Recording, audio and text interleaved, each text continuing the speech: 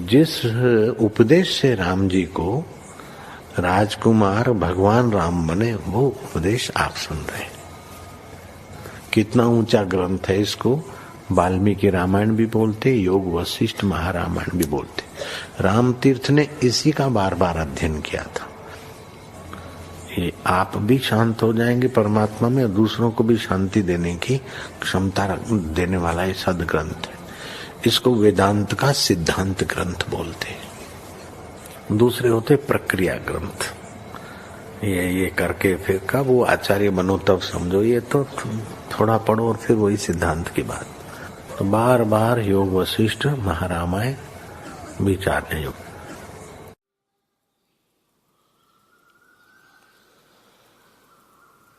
ओम श्री सद्गुरु परमात्मने नमः।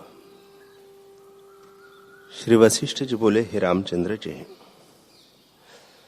अंगनाओं के शरीर आदि भोग और जगत के पदार्थों में कुछ सुख नहीं। ज्ञानवानों को ये पदार्थ तुच्छ भासते हैं। वे इसमें आस्था नहीं करते तो फिर पदार्थ की इच्छा कैसे करें। इन भोग ऐश्वर्य पदार्थों से मूढ़ असाधु संतोष पाते हैं, पर जो ज्ञानवान साधु है वे इनमें प्रीति नहीं करते। जो कृपण अज्ञानी है उनको भोग ही सरस है, पर भोग आदि अंत मध्य सब में दुख रूप है। जो पुरुष इनमें आस्था करते हैं वे गर्दभ और नीच पशु है। हे रामचंद्र जी, स्त्री रक्त मांस और अस्थि आदि से पूर्ण है। जो इनको पाकर संतुष्ट होते हैं वे सियार है, मनुष्य नहीं। जो ज्ञानवान है वे जगत के पदार्थों में प्रीति नहीं करते। पृथ्वी सर्व मृत्तिका, वृक्ष काष्ठ, देह मांस और पर्वत पाषाण रूप है।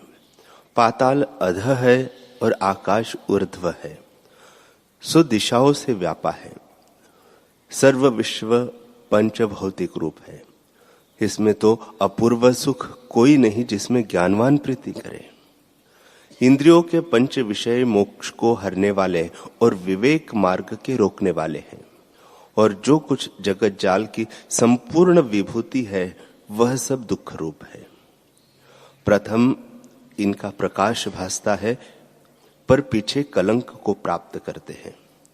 जैसे दीपक प्रथम प्रकाश को दिखाता है और फिर काजल कलंक को देता है, तैसे ही इंद्रियों के विषय आगम पाई है, इनसे शांति नहीं होती। अज्ञानी को स्त्री आदि पदार्थ रमणीय भासते हैं, पर ज्ञानवान की वृत्ति इनकी ओर नहीं फुरती। अज्ञानी को ये स्थिर रूप भासते हैं, स्वाद देते हैं और तुष्ट करते हैं, परंतु ज्ञानवान को असत्य और चल रूप भासते हैं और तुष्टता के कारण नहीं होते हैं।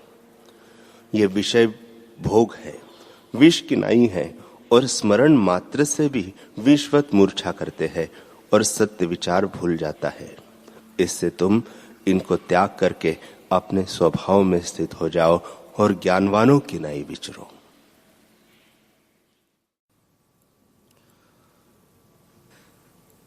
श्री योग वासिष्ठ महारामायण पंचम उपशम प्रकरण प्रारंभ। वाल्मीकि जी बोले, हे साधो, अब स्थिति प्रकरण के अनंतर उपशम प्रकरण कहता हूं, जिसके जानने से निर्वाणता पाओगे। जब वशिष्ठ जी ने इस प्रकार वचन कहे तब सब सभा ऐसे शोभित हुई जैसे शरदकाल के आकाश में तारांगण शोभते हैं। वशिष्ठ जी के वचन परमानंद के कारण हैं। ऐसे पावन वचन सुन के सब मौन हो गए, और जैसे कमल की पंक्ति कमल की खानी में स्थित हो, तैसे ही सभा के लोग और राजा स्थित हुए। स्त्रियां जो झरोखों में बैठी थी, उनके महाविलास की चंचलता शांत हो गई, और घड़ियालों के शब्द जो ग्रह में होते थे वे भी शांत हो गए। शीश पर चमक करने वाले भी मूर्तिवत अचल हो गए, और राजा से आदि लेकर जो लोग थे वे कथा के सम्मुख हुए। राम जी बड़े विकास को प्राप्त हुए। जैसे प्रातः काल में कमल विकासमान होता है और वशिष्ठ जी की कही वाणी से राजा दशरथ ऐसे प्रसन्न हुए जैसे मेघ की वर्षा से मोर प्रसन्न होता है। सबके चंचल वन रूपी मन विषय भोग से रहित हो स्थित हुए और मंत्री भी सुन के स्थित हो रहे और अपने स्वरूप को जानने लगे। जैसे चंद्रमा की कला प्रकाशती है तैसे ही आत्मकला प्रकाशित हुई और लक्ष्मण ने अपने लक्ष्य स्वरूप को देख के तीव्र बुद्धि से वशिष्ठ जी के उपदेश को जाना।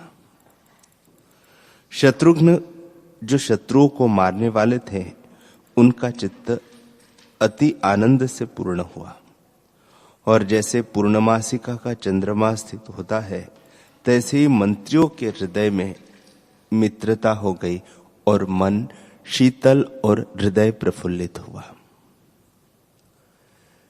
जैसे सूर्य के उदय हुए कमल तत्काल विकासमान होता है और जो मुनि राजा और ब्राह्मण स्थित थे उनके रत्न रूपी चित्त स्वच्छ और निर्मल हो गए।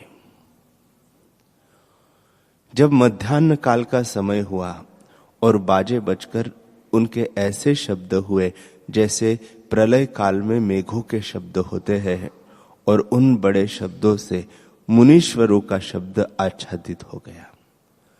जैसे मेघ के शब्द से कोकिला का शब्द दब जाता है,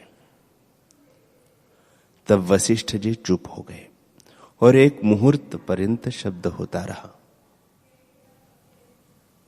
जब घन शब्द शांत हुआ तब मुनीश्वर ने राम जी से कहा, हे रामचंद्र जी, जो कुछ आज मुझे कहना था वह मैं कह चुका, अब कल फिर कहूंगा। यह सुन सर्व सभा के लोग अपने अपने स्थानों को गए और वशिष्ठ जी ने राजा से लेकर राम जी आदि से कहा कि तुम भी अपने अपने घरों में जाओ। सबने चरण वंदना और नमस्कार किया और जो नभचारी, वनचारी और जलचारी थे उन सबको विदा कर आप भी अपने अपने स्थानों को गए और ब्राह्मण की सुंदर वाणी को विचारते और अपने अपने अधिकार की क्रिया दिन को करते रहे। इतना कहकर फिर वाल्मीकि जी बोले कि हे भारद्वाज, इस प्रकार अपने अपने स्थानों में सब यथाउचित क्रिया करने लगे। वशिष्ठ जी, राजा, राघव, मुनि और ब्राह्मणों ने अपने अपने स्थानों में स्नान आदि क्रिया की और गौ, स्वर्ण, अन्न, पृथ्वी, वस्त्र, भोजन आदि ब्राह्मणों को यथा योग्य पात्र दान दिए। सुवर्ण और रत्नों से जड़े स्थानों में आकर राजा ने देवताओं का पूजन किया और कोई विष्णु का और सदाशिव का, कोई अग्नि का और किसी ने सूर्य आदि का पूजन किया। तदनंतर पुत्र, पौत्र, सुहृद, मित्र, बांधव संयुक्त नाना प्रकार के उचित भोजन किए। इतने में दिन का तीसरा पहर आया। तब सबने अपने संबंधियों संयुक्त और क्रिया की और जब सांझ हुई और सूर्य अस्त हुआ तब सायंकाल की विधि की और अघमर्षण गायत्री आदि का जाप किया और पाठ, स्तोत्र और मनोहर कथा मुनीश्वरों ने कही। फिर रात्रि हुई तब स्त्रियों ने शैया बिछाई और उन पर वे विराजे, पर राम जी बिना सबको रात्रि एक मुहूर्तवत व्यतीत हो गई। राम जी स्थित होकर वशिष्ठ जी के वचनों को, पंक्तियों को विचारने लगे कि जिसका नाम संसार है उसमें भ्रमने का पात्र कौन है। नाना प्रकार के भूत जात कहां से आते हैं, कहां जाते हैं, मन का स्वरूप क्या है, शांति कैसे होती है, यह माया कहां से उठी है और कैसे निवृत्त होती है? निवृत्त हुए विशेषता क्या होती है? नष्ट किसकी होती है? अनंत रूप जो विस्तृत आत्मा है उसमें अहंकार कैसे होता है? मन के क्षय होने और इंद्रियों के जीतने में मुनीश्वरों ने क्या कहा है और आत्मा के पाने में क्या युक्ति कही है? जीव, चित्त, मन और माया सब ही एक रूप है। विस्तार रूप संसार इसने ही रचा है।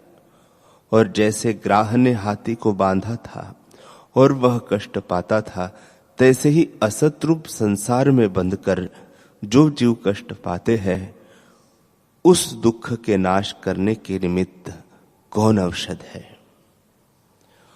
भोग रूपी मेघमाला में मोहित हुई मेरी बुद्धि मलिन हो गई है। इसको मैं किस प्रकार शुद्ध करूं?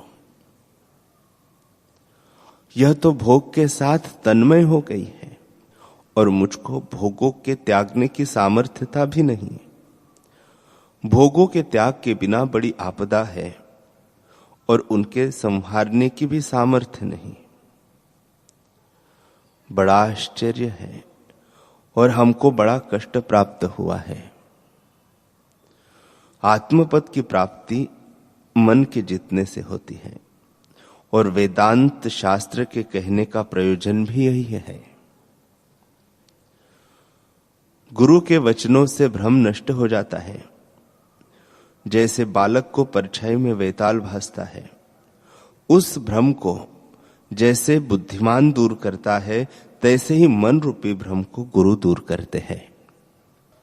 वह कौन समय होगा कि मैं शांति पाऊंगा और संसार भ्रम नष्ट हो जाएगा। जैसे यौवनवान स्त्री प्रिय पति को पाके सुख से विश्राम करती है, तैसे ही मेरी बुद्धि आत्मा को पाके कब विश्रांतिमान होगी। नाना प्रकार के संसार के आरंभ मेरे कब शांत होंगे और कब मैं आदि अंत से रहित पद में विश्रांतिवान होऊंगा। मेरा मन कब पावन होगा और पूर्ण मासिका के चंद्रमावत संपूर्ण कला से संपन्न होकर स्वच्छ, शीतल और प्रकाश रूप पद में कब स्थित होऊंगा। मैं कब जगत को देख के हंसूंगा और कब मलिन कलना को त्याग के आत्मपद में स्थित होऊंगा। कब मैं मन को संकल्प विकल्प से रहित शांत रूप देखूंगा, जैसे तरंग से रहित नदी शांत रूप दिखती है। तृष्णा रूपी तरंग से व्याकुल जो संसार समुद्र है, वह माया जाल से पूर्ण है और राग द्वेष रूपी मच्छों से संयुक्त है। उसको त्याग के मैं विगत ज्वर कब होऊंगा।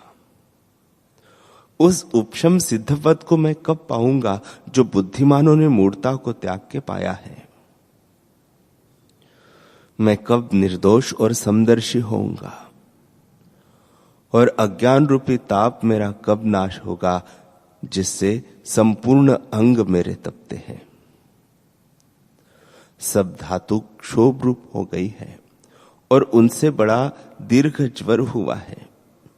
इससे कब मेरा चित्त शांतिवान होगा, जैसे वायु बिना दीपक स्थिर होता है। कब मैं भ्रम त्याग के प्रकाशवान होऊंगा और कब मैं लीला करके इंद्रियों के दुखों को तर जाऊंगा।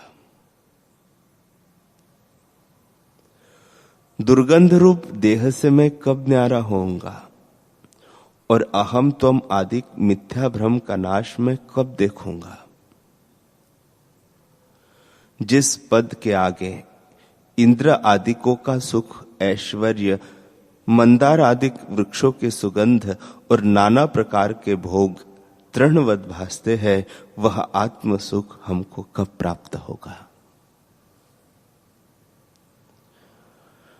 वीतराग मुनीश्वर ने जो हमसे ज्ञान की निर्मल दृष्टि कही है, उसको पाके मन विश्रांतिवान होता है।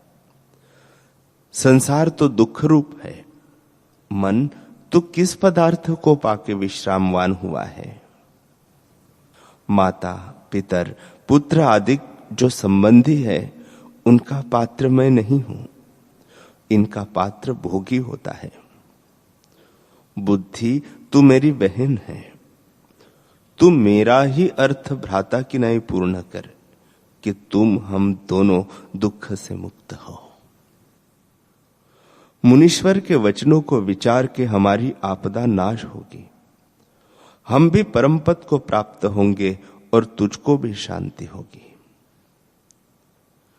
हे मेरी बुद्धि, तू ज्यों का त्यों स्मरण कर कि वशिष्ठ जी ने क्या कहा है।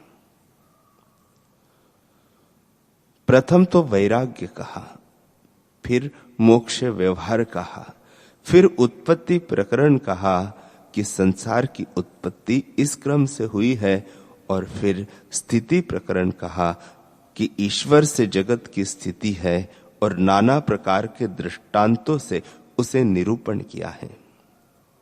निदान जितने प्रकरण कहे हैं वे ज्ञान विज्ञान संयुक्त है। हे बुद्धे, जिस प्रकार वशिष्ठ जी ने कहा है तैसे तू स्मरण कर और अनेक बार विचार कर। बुद्धि में निश्चय न हो तो वह क्रिया भी निष्फल है। जैसे शरद काल का मेघ बड़ा घन भी दृष्टि आता है परंतु वर्षा से रहित निष्फल होता है, तैसे ही धारणा से रहित विचार किया हुआ निष्फल होता है। जब धारणा कीजिए वह विचार सफल होता है। वाल्मीकि जी बोले कि हे भारद्वाज, जब इस प्रकार बड़े उदार आत्मा राम जी ने चित्त संयुक्त रात्रि व्यतीत की तो कुछ तम संयुक्त तारागण हुए और दिशा भासने लगी। प्रातः काल के नगारे नौबत बजने लगे। तब राम जी ऐसे उठे जैसे कमलों के खाने से कमल उठे, और भाइयों के साथ प्रातः काल के संध्यादिक कर्म करके कुछ मनुष्यों से संयुक्त वशिष्ठ जी के आश्रम में आए।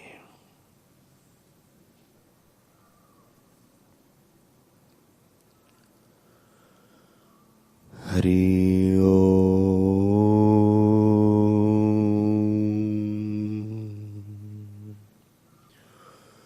हरि ओम।